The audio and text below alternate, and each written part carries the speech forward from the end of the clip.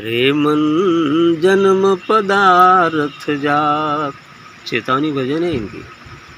रे मन जन्म पदार्थ जात, बिछुरे मिलन बहुरी कब हुई है, ज्यों तरवर के पात।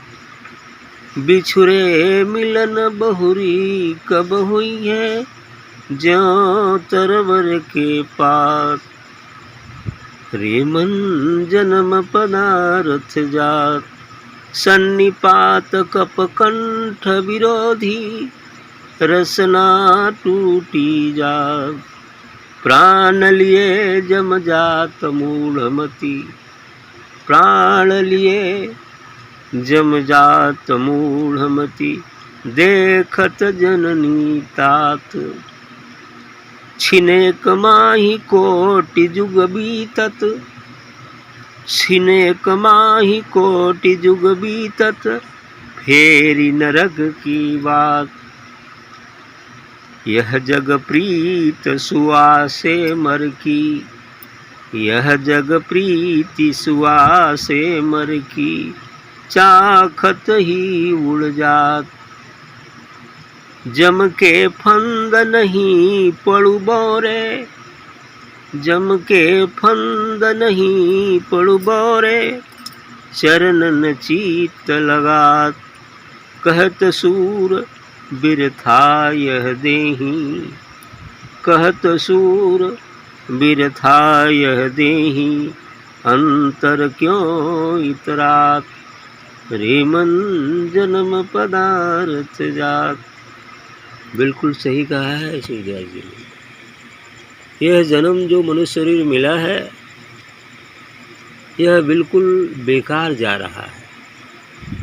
लोग समझते हैं कि हम तो बहुत अच्छे से हैं, हमारे पास ये है, हमारे पास ये है, लेकिन कुछ भी नहीं है। इसलिए इन्होंने कहा कि रे मन जन्म पदार्थ जात, क्योंकि मनुष्य जीवन का परम लक्ष्य यही है कि मैं कौन हूँ का उत्तर जान ले, अर्थात जान ले, और अपने मूल भंडार अर्थात जो उद्गम स्थल इसका है, आत्मा व परमात्मा में चला जाए। क्योंकि कहा गया, संतों ने कहा है कि अफसोस है उस पक्षी पर जो दाने की खोज में घोंसले से निकलकर और समुद्र अपने घोंसले का मार्ग ही भूल जाए। उसी प्रकार समस्त जीवात्माओं के साथ हो गया है। उस परमात्मा आत्मा रूपी घोंसले से निकलकर जीवात्मा रूपी पक्षी इस संसार में कुछ सैर सपाटे करने के लिए आया और यहीं पर घर बनाकर रह गया और उस अपने घर की याद ही भूल गई। अब उसे क्या कहा जाएगा। अरे यहाँ आ गए हो तो कम से कम संत सद्गुरुओं की संगत हो गई या मिल जाती है तो उनके बताए मार्ग पर चलो, इधर का भी बना लो उधर, क्योंकि एक पैर से चलना अच्छा होता है, नहीं लंगड़ा कहा जाएगा। यदि संसार और परमार्थ दोनों चक्के गाड़ी शरीर रूपी गाड़ी के सही हो तो सही सलामत चलेगा, दोनों बढ़िया से चलेगा, अच्छा भी लगेगा, है कि नहीं। एक चक्का का तो लोग सुधार करते हैं, कोई भी हो। यदि संसार को छोड़कर जो जोगी जन है वो भी एक चक्के से चल रहे, वो भी अधूरे हैं। और संसार में रहकर केवल संसार का ही होकर रह जाना, काम क्रोध लोभ मोह मद मत्सर के ही वशीभूत होकर कार्य करना, ये भी एक चक्का है। अच्छा तो ये है कि संसार में रहते हुए संसार में न होकर और निष्काम कर्म करते हुए सद्गुरु का भजन करते हुए भी इस संसार में रहकर लोगों का कल्याण सेवा करते हुए यदि हम कार्य करते हैं तो दोनों चक्के बराबर हो जाएंगे। रहते हुए हम नहीं रहेंगे और नहीं रहते हुए रहेंगे भी, दोनों बातें होगी, है ना। ये ऐसी बातें हैं। इसलिए इन्होंने कहा कि रे मन जन्म पदार्थ जात, क्योंकि जन्म मनुष्य जीवन पाना बड़ा मुश्किल है। 84 लाख जोनी भ्रमण करने के बाद तो मनुष्य जीवन मिलता है, और जिसको पाकर इंसान इस सांसारिक सुखों में जो क्षणिक हैं, नश्वर हैं, मिल भी नहीं पाता, केवल मिलने का एहसास होता है और इसी में बिता देते हैं। इसलिए इन्होंने कहा कि जन्म पदार्थ जात, ये जन्म पदार्थ, क्योंकि तुलसी ने रामचरितमानस में भी कहा कि बड़ी भाग मानुष तन पावा, सुर दुर्लभ सब ग्रंथ ही गावा, साधन धाम मोक्ष कर द्वारा, ताहि न पाई सुरलोक सुधारा। अर्थात बड़ा भाग्य उदय होता है तो ये मनुष्य जीवन मिलता है, मनुष्य शरीर मिलता है, बड़े भाग मानुष। सब सुर दुर्लभ सब ग्रंथ ही गावा, सभी ग्रंथ सभी वेद वेदांत यही गाते हैं, यही बताते हैं कि मनुष्य जन्म पाना बड़ा ही दुर्लभ है, और कदाचित मिल गया तो इसलिए मिला है कि साधन धाम मोक्ष कर द्वारा, ये साधना करने का घर है और मोक्ष का दरवाज़ा है। इस मनुष्य शरीर में ही वह दरवाज़ा है जिसमें से होकर आप आत्मा परमात्मा को जान पहचान सकते हैं, अनुभव कर सकते हैं। अन्य किसी शरीर में संभव नहीं है। इसीलिए देवता लोग तरसते हैं कि काश हमें भी मनुष्य शरीर मिल जाता तो हम भी आत्मा परमात्मा को जान जाते, क्योंकि वो लोग भी नहीं जानते। उनका अपना अधिकार है, उनको उनकी शक्तियाँ दी गई हैं इसी आत्मा परमात्मा के द्वारा, जो वे लोग अपना अपना कार्य कर रहे हैं इस संसार को चलायमान रखने के लिए। तो इसलिए इन्होंने कहा कि रे जन्म जन्म पदार्थ जात, यह जन्म मनुष्य जीवन तो यूं ही बेकार चले जा रहा है। आगे कहते हैं कि बिछुरे मिलन बहुर कब हुई है ज्यों तरुवर के पास। ये जो बिछुड़ गए हैं वो अपने मूल भंडार से, वो गति ऐसी हो गई है कि जैसे वृक्ष से कोई पत्ता टूट जाता है तो फिर वो पत्ता क्या कभी वृक्ष में लग पाएगा, ऐसी स्थिति हो गई है। अब वो हवा बहा के उसको कहाँ ले जाएगा, कहाँ उड़ा के ले जाएगा, कहाँ चढ़ाएगा, चढ़ जाएगा, ऐसे ही हो जाता है। वही हाल हो गई है जीवात्मा। परमात्मा रूपी वृक्ष से जीवात्मा रूपी पत्ता टूटकर इस संसार में आ गया। अब इसको हवा दे रहा है काम क्रोध लोभ मोह मधुमत्त, कहाँ उड़ा के ले जाएगा कोई ठीक नहीं, उड़ा ही रहा है। अरे अभी मनुष्य जन्म है, कल मरोगे तो कुत्ता हो जाओगे, बिल्ली हो जाओगे, गिद्ध हो जाओगे, कौवा हो जाओगे, सुकर हो जाओगे, गधा हो जाओगे, तमाम हो जाओगे, है ना। तब क्या होगा, तब तो वह पश्चाताप हाथ रहेगा। इसलिए कहते हैं कि बिछड़े मिलन बहुर कब हुई है, कब बिछुड़ गए हो, कब मिलोगे। वही कहा ना कि घोंसला से निकल कर आ गया संसार में घर बना के, अरे कब घर जाओगे। ये तो काल का देश है, जो विदेश में जीवात्मा रह रहा है काल का देश है, काल का। असली घर तो हमारा अमर लोक का सचखंड है, आत्मदेश है, वहाँ जाना है। अब हम काल के देश के वशीभूत हो चुके हैं, जेल में है काल की, वो जेल में रखा है। अब इस जेल से छुटकारा तभी हो सकता है जब कोई संत सद्गुरु मिल जाए तो इस जेल से छुटकारा दिला सकता है। लेकिन उसके साथ ही हमारा उसमें दृढ़ विश्वास, निष्ठा, लगन और उसके बताए गए बातों को अमल करके जीवन में उतारने पर ही संभव है। कहें सन्निपात कफ कंठ विरोधी रसना टूटी जात। सन्निपात कहते हैं ना, जब क्या है, कफ पित्त और वायु क्या है, जब तीनों एक दूसरे में गड़बड़ हो जाते हैं तो सन्निपात हो जाता है। जो सन्निपात रोग होने से जल्दी मिल नहीं पाता, जल्दी वो बीमारी ठीक नहीं होती, इसको सन्निपात कहते हैं। तो अब उस समय वृद्धावस्था में क्या होता है, कफ पित्त वायु सब घेर लेता है, जगह जगह सब जाम कर देता है ना।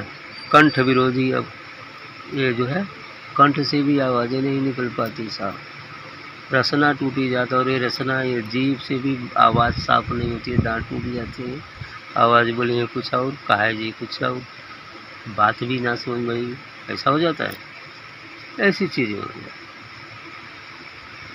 आगे कहते हैं कि प्राण लिए जमजात मूढ़मती। आप जब सन्निपात हो जाई तब का हुई मरे के करीब हो गया, तो कथो प्राण लिए जमजात मूढ़मती देखत जन्नीता। तो ऐसी स्थिति आने पर यह प्राण निकाल कर जमराज इस जीवात्मा को बांध कर पीट कर निकालते हैं पहले तो शरीर से, क्योंकि यह जीवात्मा शरीर में होने के बाद जल्दी जाना नहीं चाहता, क्योंकि इसका राग हो गया संसार से, परिवार के लोगों से, इस संसार की धन दौलत से, बैंक बैलेंस से, ज़मीन जायदाद से, इन सब से राग हो जाने का वो सोचता है कि अभी जाए ना तो अच्छा है, लेकिन वहाँ तो टाइम हो बोल, क्योंकि एक श्वास ज़्यादा नहीं मिलेगा किसी को। यदि इस एक श्वास के बदले पूरे बड़े बड़े लोग पूंजीपति आज हैं, पूरा धन भी दे दी ना, तो भी जमराज ना छोड़ी उनके धन का बता है ना।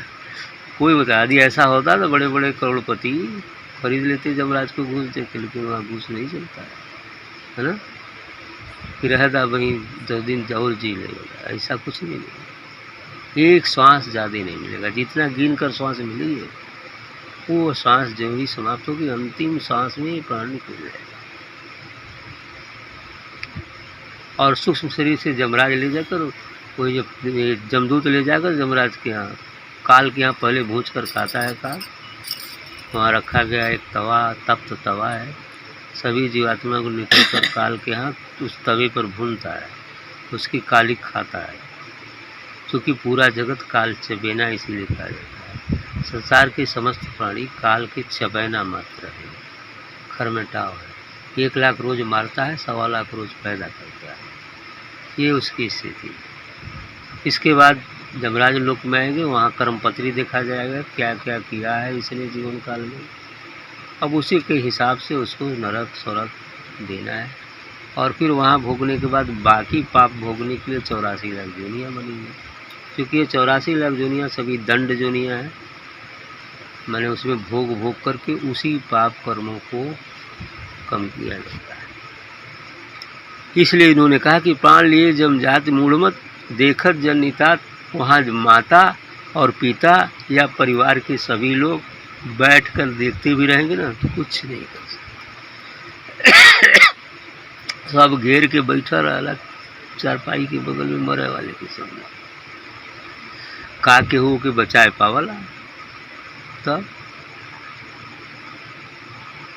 अरे ये संसार ठीक है, अपने जगह पर उचित है, लेकिन जो संसार अज्ञान में दिखता है वह कुछ भी नहीं है, और ज्ञान में जो संसार दिखता है वो बहुत कुछ है। सब परमात्मा ही तो है। ज्ञान में देखने में सब आत्मा ही है, अज्ञान में देखेंगे तो सब शरीर है, माता है, पिता है, बंधु है, कुटुंब है, क्या क्या क्या है। जब ज्ञान में देखेंगे तो सब में तो आत्मा ही है, परमात्मा ही है। उस समय संसार बदल जाता है।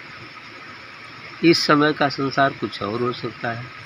जब हम अपने आप को शरीर मानते हैं तो संसार दूसरा होता है, जब हम अपने आप को आत्मा मानते हैं तो संसार बदल जाता है। अब कण कण में परमात्मा और आत्मा ही दिखता है। प्राण लिए जमजात मूढ़मति, मूढ़मति कह रहे हैं, मूर्ख बना रहे हैं। ये मूढ़ हो तुम, मनुष्य पाकर गंवा दिया तो मूढ़ नहीं तो क्या चालाक, ऐसे नहीं। अनपढ़ लोग तो मूर्ख कहे जाते हैं, अब पढ़े लिखे लोगों को संत की भाषा में महामूर्ख कहा जाता है। बढ़ गया वो, क्यों? इसलिए कि अनपढ़ गंवार लोग तो कुछ नहीं जानते हैं, वेद शास्त्र रामायण गीता की बात नहीं जानते हैं, पढ़े लिखे नहीं हैं, ईश्वर परमात्मा क्या है ये सब कुछ भी कहीं नहीं मिला, इसलिए वो अपना कमाए खाए उसी में काम क्रोध लोभ में फंसे गए, तो वो मूढ़ है, कुछ नहीं जानते। लेकिन पढ़े लिखे लोग तो कभी किताब पढ़ते हैं, गीता पढ़ते हैं, रामायण पढ़ते हैं, बाइबिल पढ़ते हैं, कुरान पढ़ते हैं, तो ये सब पढ़ने के बाद भी कि ईश्वर है, फिर भी ईश्वर की तरफ नहीं चलते, तो क्या हो सकते हैं? हो गए ना महामूर्ख, बस यही बात। तो ईश्वर सब जगह है, इस संसार में भी है, आप में भी है, आपके अंदर भी बैठा है, और ये बाहर बेशुमार तमाम इस पूरे अस्तित्व में व्याप्त है, लेकिन इन आँखों से उसे नहीं देखा जा सकता। जब तक विवेक चक्षु तिन्हें नहीं खुलेगा तब तक देखा नहीं जा सकता, और तिन्हें तभी खुलेगा जब हम किसी संत सद्गुरु के बताए मार्ग से साधना, ध्यान और सत्संग करेंगे, जब हमारे सभी संस्कार दग्ध हो जाएंगे, मन चित्त बिल्कुल पवित्र हो जाएगा, तो दिख जाएगा। आगे कहते छिन एक माँ ही कोटि युग बीतत फिर नरक की बात। कह रहे कि एक क्षण में करोड़ों युग बीत जाता है वहाँ के लोगों में, कुछ एक पल में करोड़ों युग बीत जाता है, क्योंकि ब्रह्मा का एक दिन तो पूरा सृष्टि काल है। तो सोच ला, उस ब्रह्मलोक के हिसाब में एक दिन पूरा सृष्टि काल है, जबकि सृष्टि काल की अवधि हमने बताया है, तो जरूरत आएगी तो बता दिया जाएगा, है ना, कि सृष्टि काल क्या होता है, कितनी अवधि है। अब सोचो, अब वहाँ के ज्यों ज्यों ऊपर चढ़ते जाएंगे समय यहाँ के समय का कई गुना बढ़ता जाता है, लेकिन वहाँ के समय का अल्प मात्रा कम होते जाता है,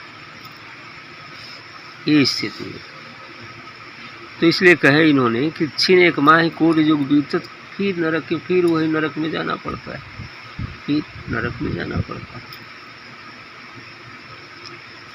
कह रहे हैं अंतिम बात कि यह जग प्रीत सुवा सेमर की चाखत ही उड़ जाए।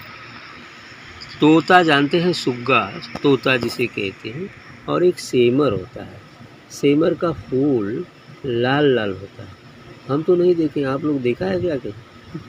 सेमर का फूल जो है लाल लाल होता है, लाल लाल होता है सेमर, है ना। और क्या है कि उसी का जब वो पक जाता है तो लाल लाल हो जाता है। तो तोता के समझ में आता है कि बड़ा बढ़िया फल है। अब वो लाल देखता था, पकेगा तो खाएंगे, पकेगा तो खाएंगे, इस आशा में वह जो है उसी पर बैठा रहता है।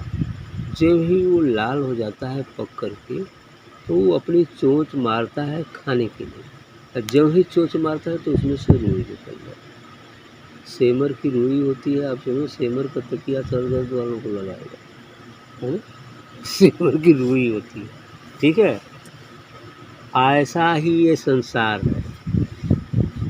इंसान सोचता है बड़ा मज़ा आ रहा है, बड़ा मज़ा आ रहा है, बड़ा मज़ा आ रहा है, लेकिन जब उसे प्राप्त कर लेता है किसी बात को जो प्राप्त करना चाहता है, तो फिर कुछ ही दिन के बाद उसमें से आनंद खत्म हो जाता है, खत्म हो जाता है, बस वही रोई का कुआं निकलेगा। इसीलिए तो यह संसार जो प्रीति है सुग्गा और सेमर के फूल की है।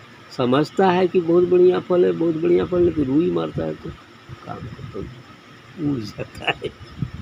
ऐसा है, ठीक। इसलिए इन्होंने कहा यह जग प्रीत सुआ सेमर की, यह संसार की जो प्रीत है वह तोता और सेमर के फूल का है ना, बस इतना ही है। सेमर की चाखत ही उड़, जब ही वो चखता है तो उड़ जाता है। इसलिए उड़ जाता है कि उसमें रुई निकलता है, खाने की वस्तुएं नहीं तो करेगा क्या, अब उड़ जाता है। जम के फंद नहीं पड़ बौरे, चरणन चित्त लगा। तो इसलिए संकेत करते हैं सूरदास जी कि जम के फंदे में क्यों पड़ रहा है, बौरे पागल हो, अरे इस फंद से छूटने की कोशिश करो। जम के फंद नहीं पड़ बौरे, चरणन चित्त लगा। तुम सद्गुरु के चरणों में चित्त लगाओ, तब क्या होगा, चित्त लगाओगे तो इस जाल से बाहर निकल जाओगे। कर कह सूर बिरथा यह देही अंतर क्यों उतरा। ये देही का जो तुम गर्व कर रहे हो ना, ये विरसा है, कुछ भी नहीं है। जब तक है और उसका सदुपयोग करते हो ठीक है, लेकिन देही क्या है, वृथा है। ये देह भी तो साथ नहीं जाती हमारे, जीवात्मा निकल जाती है शरीर से, तो क्या शरीर साथ जाती है, नहीं, बस यही रह जाती है। इसको क्यों इतरा रहे हो शरीर पाके कि मैं ये हूँ, मैं ये हूँ, मेरे पास इतना बल है, इतना धन है, ये सब करने की क्या जरूरत है। अंतर क्यों उतरा, तो अंतर में क्यों इसका गमन करते हो। अरे भक्ति भजन करो, ठीक है, शरीर तो अच्छा है, ये जो है परमात्मा को जानने का एक दरवाज़ा मिला है, मोक्ष का द्वार है, और इसमें से मोक्ष के द्वार का उपयोग करो।